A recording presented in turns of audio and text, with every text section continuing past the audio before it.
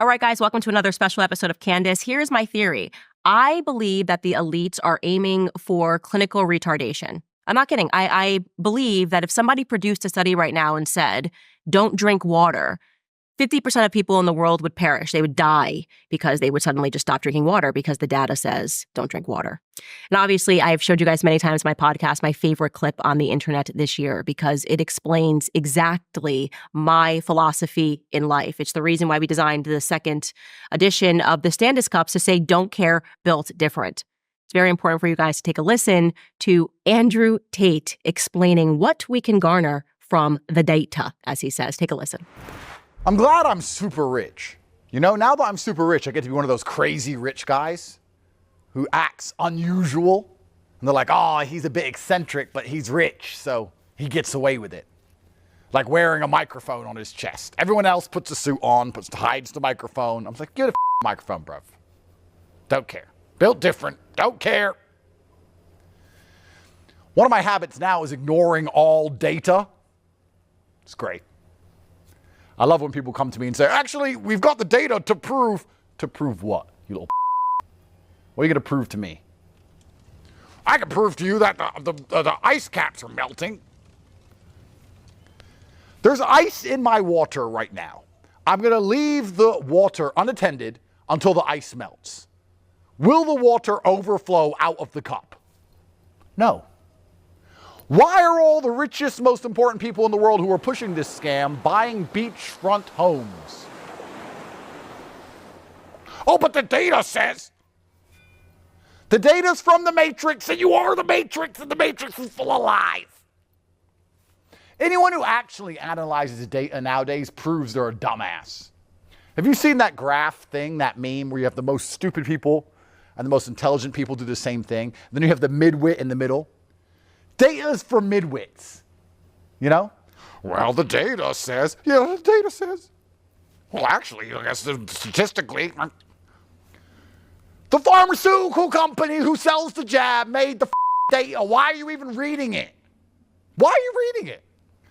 There were stupid people who sat there and said, the jab's made of 5G cellular data.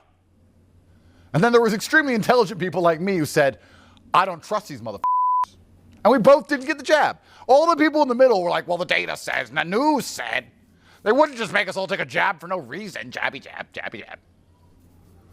If you even look at data nowadays, you're a dumbass. You should just know. Street smart people don't need data. We've just been around. You know? I've just been around. I just know things because I've just been around on the street. If somebody's trying to give you something for free so desperately, it's probably a trap. When you're street smart like me, you're on the corner. You, your boys, some bitches. Guy comes up to you and goes, you want a hamburger? Not really. Hamburgers are good for you. If you don't eat, you'll die. Yeah. You should really have this hamburger. I don't want it. If you don't have this hamburger, you're going to lose your job. And we're going to lock you in your house. I don't trust him or his hamburger. Why were you people like, well, do you have a study about this hamburger? Do you have some data on the hamburger? Oh, it says that protein's good for you. Give it to me. Dumbass. The guy who got the hamburger is trying to force it down your neck, pull the study out of his. It's perfect. We're going to jump right into a conversation with I've watched it too many times. Well, it's kind of funny because you probably have this also. You have a point of view and people say to you, where do you get this point of view? Why can you think that? What source does it come from? I've been around. How can you think anything else? You know, and there's a whole bunch of people who want to be enslaved to these systems. I think slavery is natural, actually. I thought about this for a long time because I'm going, how could you accept this? Like somebody telling you to stay at home, not see your family, double mask, let your parents die alone. Yeah. Everything spiritually should be coming online going, this is not natural, this is wrong, and I'm going to fight this. But they get in line. And even when they know it's wrong, they're still fearful to speak out and say that for fear of persecution. And something that a study that I showed, like a study that was done by the CIA, an experiment rather, to my audience, was where they sat a bunch of people in a room. This is a true CIA experiment. And 17 of them were agents, and one of them was from the public, but he didn't know that he was the only person that wasn't an agent. Yep. And they held up a picture of a triangle, and they went around the room, and they said, "What do you see?"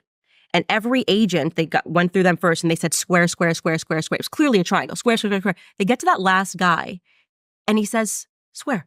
Knowing fully that he is seeing a triangle. Yep. So what they understand is that peer pressure, like the psychology of peer pressure, is a real thing. But it's stunning to me that grown men succumb to this, or something that's unbelievably wrong about that. Yeah, completely. And that's why they attack masculinity so heavily, because truthfully, as a man, if you have an opinion which is different to other men, it crosses your mind, you might have to fight.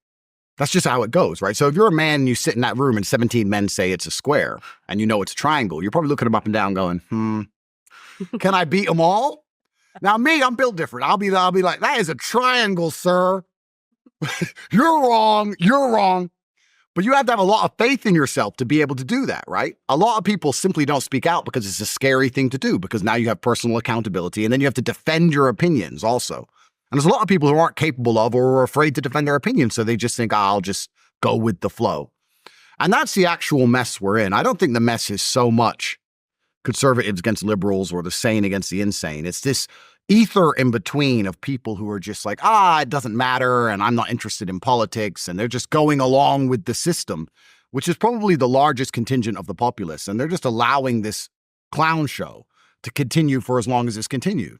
And I don't think many people at home actually understand how, you say you've been around. COVID was a perfect example, but there's a lot of examples of it. But when you've seen enough of life, you see how power corrupts people and how evil people can actually be. I think the large swath of the populace who are just slowly going along with all of this, they don't believe that people are inherently evil. They're like, oh, well, I'm not evil. And why would they do that? I heard that all the time. Why would they make us get an injection if it doesn't help us? Why would they? Why would they? I don't think they understand the true dark hearts that come from a man who just wants to satisfy his ego. There are people out there who just liked to laugh. They like to laugh at you wearing a mask and injecting yourself with poison. They thought it was funny. And if you sit there and think that these leaders have any interest at all in you, it's kind of interesting to me. People always say, the politicians are so stupid. And once again, that's a very optimistic view. They're not stupid. They know what they're doing. And you are confused and you think they're stupid because you think they work for you. You think, I hire the politician. The politician's my representative and he's going to go there to represent my interests. And when he doesn't represent your interests, you think he's dumb. No, he works for someone else. He uses this whole "you can vote for me" democracy garbage to allow you to accept him sitting up there and doing the opposite of absolutely everything you've ever asked for. There's not a single politician doing anything any of their people have ever asked for nearly ever in the West. They work for someone else. They work for shadow lobbies and hidden interests and big money and banks, and they work for a completely different team. They're doing the exact right votes. They're voting exactly how they're supposed to. They know they're doing their job fantastically. Your confusion is you believe they give a shit about you, and they never have, and they don't. And we could talk about all of this, like I said, philosophically, but it's very interesting because the world is cyclical and everything goes round in circles. You have a king who's in charge of his empire, and after a while, the king's son he's still a good king, but he's not as good. And then the next king's son has just been too spoiled and everything becomes decadent and you don't want them to be king anymore. And there's a revolution and you fight for democracy, and then democracy comes and there's a fantastic democracy at the beginning and everybody cares. And 3 or 4 generations later, everyone's just robbing and stealing as much as they can and nobody cares about the population anymore. And now you have people inside of America who would very happily put Trump as king for the rest of his life and put his son in charge. And then you go back to royalty. It's like the world is cyclical and nothing lasts forever. And when I talk to Americans especially, they don't have this concept that America can fall. They're like, but what will happen to America? I'm like, it's going to fall. I'm like, what do you mean it's going to fall? Nothing lasts forever. If you lived in Rome and you had these beautiful Colosseums and these marble arches and you're wearing your robe and you had all your slaves and you're eating grapes, you can't ever imagine it on fire.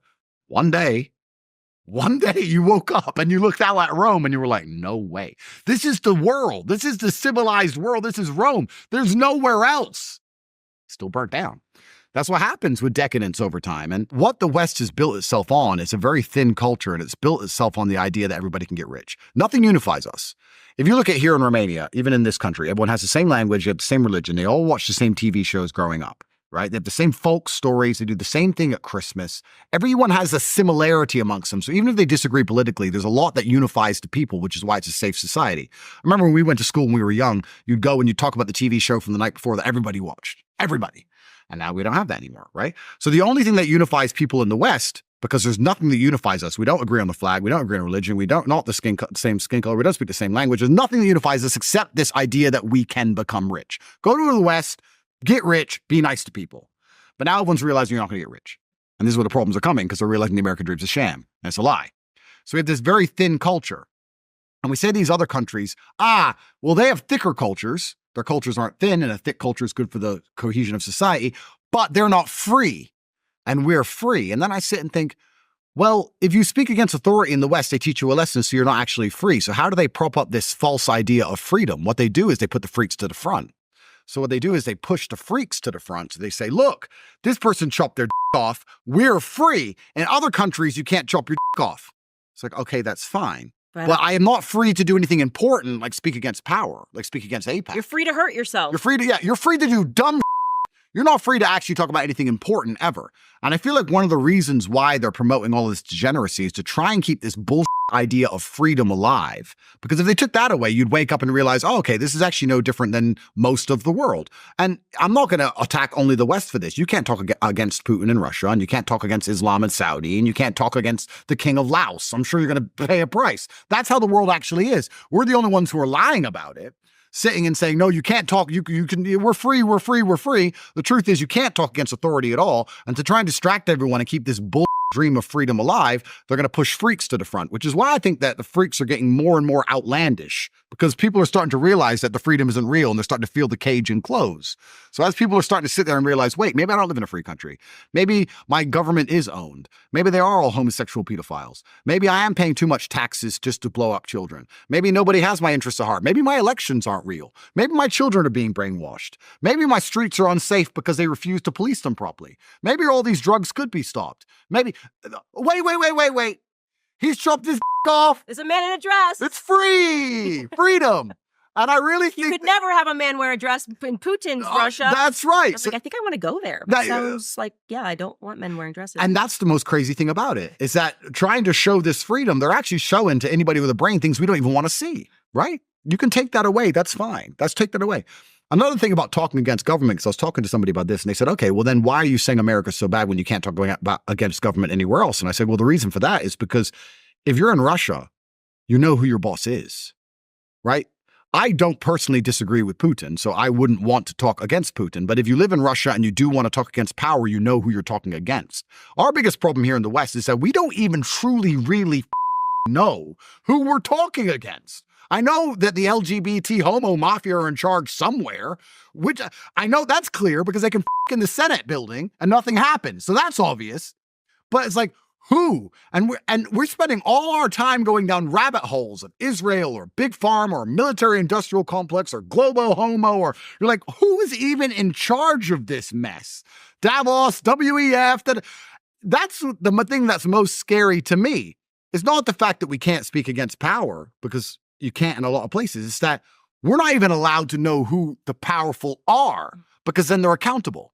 It's all just theories. If they were to say it's this person, this person, and this person, those people would be in a lot of trouble very quickly. Mm-hmm. So they've removed their attachment to anything. So there's not even any accountability anymore in the West. That's what's truly scary. I'm just asking, I would like to know who's in charge here. I'd like to just wake up and say, you walk into a restaurant and everything's manager, like, why is there cockroaches? What's going on? I'd like to just go, who's the manager of the West now? Who's actually in charge of any of this mess anymore?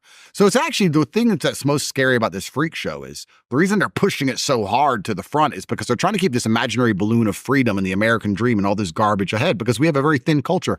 Nothing's unifying us in the West besides the idea that somehow we're free and that somehow we'll one day get rich. That's it. And that's what's so scary. You know what I found interesting about American culture? You know the eclipse that was recent? There was an eclipse where the solar eclipse, it was like a few months ago. Can't remember. It was going through a few states. And I was reading on Twitter, they were talking about how the eclipse is coming and you need to be careful because it's going to be dark for 2 minutes and beware of crime and all this shit. And I sat there thinking, American culture is so thin that if it gets dark in the middle of the day for 2 minutes, there's going to be crime? People are going to rob cars? Is that how close we are to apocalypse? Is it that bad? Like, even we talk about Ukraine-Russia war, even though I agree with Putin, I think he's completely justified. The Ukrainians and the Ukrainian government, who I have distaste for, but the Ukrainian people, they're still in lines buying food. It's war. They're in a line with money buying food during war. America, it'd be looting. It would be fires. It would be free-for-all within 2 minutes. We are on the absolute precipice of societal breakdown all of the time. And the only thing that's keeping it together is everyone sitting around going, don't worry, you'll be rich one day, you'll be rich one day, while a political class just rape the tax base for as long as they can before they disappear into the sunset. How long until this all goes wrong? I mean, it's an interesting thing to observe from afar. It's super interesting. Yeah, I think about it every day. I tell people I have an apocalyptic mindset. I've learned to grow vegetables. Yeah. My husband hunts, he fishes. We're going to be good in the middle of the forest and we're going to survive. And you better think deeply about who you would want. I say this all the time, in your tribe. And you're going to realize that it all comes down to basic survival skills. Yep. Well, Andrew, it has been a pleasure having you. This conversation is going to be so banned, so demonetized. Sorry. I don't care. I literally don't care. Like I said, don't care about different because people need to hear it. And I also am very optimistic because I think that people are starting to recognize that we keep telling them the truth about what's happening in the world. And it's taking them a while to catch up, but there's enough distrust now in the mainstream media that people are starting to listen to independent voices and go directly to the source rather than allowing the mainstream media to tell them about those people and pretend that they're hateful because we believe in natural order, you know? All right, guys, that is a wrap. I hope you enjoyed this episode of Candace. We will see you next time.